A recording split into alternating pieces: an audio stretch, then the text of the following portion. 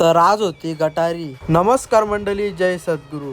सकाळी सकाळी उठून चाललो मटण आणि चिकन आणायला। आज गटारी आहे तर आधी भाई पण आलेला भाई। सगळा सामान घेऊन गेलो फोटोशूट आणि थोडेसे रील काढायला। आजचा कॅमेरामॅन आपला आधी भाई एकदम कडक फोटो ना रील काढतं, एकदम खतरनाक। घरी आल्यावर घातला लगेच मटण न घेतला जेवून। जास्त टाइमपास न करता निघलो जिमला।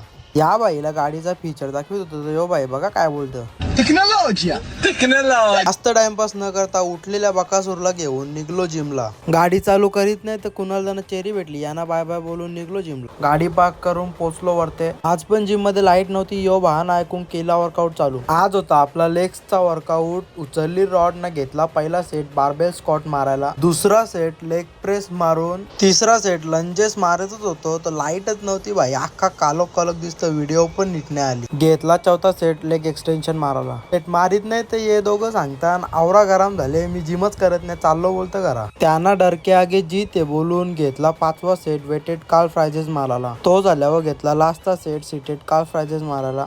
घरी येऊन फ्रेश होऊन घेतला पिक्चर बघायला, पण विचार पडलेला टुटा हुआ आशिक बघू का सय्यारा बघू, तुम्हीच सांगा आता काय बघू। तोपर्यंत मी सौरव जोशी व्लॉग बघता नंतरचा नंतर बघू। थोड्याच वेळात बघता येतं तर मम्मीने घेतल्या पोल्या बनवीत, मग 2-3 लगरू। थोड्याच वेळात गेलो नाक्यावर, प्रीतम भाईला थोडासा स्टॉक घ्यायचा होता, म्हणजे आता तुम्ही समजून स्टॉक घेऊन घरी येऊन घेतली चिकन व झोर, तर तेवढ्यान यो भाई बोलतं